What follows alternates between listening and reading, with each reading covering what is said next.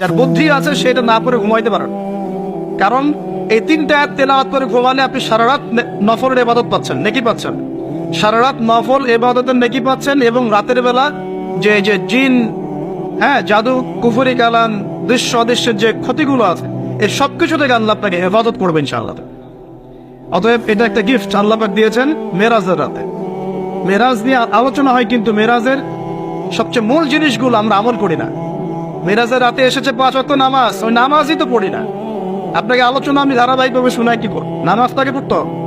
তারপরে কোরআন দিয়েছেন আল্লাহ পাক, সূরা বাকারার শেষের 3 আয়াত। এই এতটুকু মুখস্থ করতে পারে না মুসলিম উম্মার যুবকরা। এদিকে একদম Bankimchandra, Saratchandra, physics, chemistry, biology, ইতিহাস, সাহিত্য সব পড়ে শেষ করে ফেলেছে। হুমায়ুন আহমেদ, হুমায়ুন আজাদ পড়ে শেষ, হিমু হয়ে ঘুরে বেড়াচ্ছে রাস্তাঘাটে, কিন্তু তাই না? কিন্তু সূরা বাকারার শেষের 3টা আয়াত মুখস্থ বলতে পারে না। এই জন্য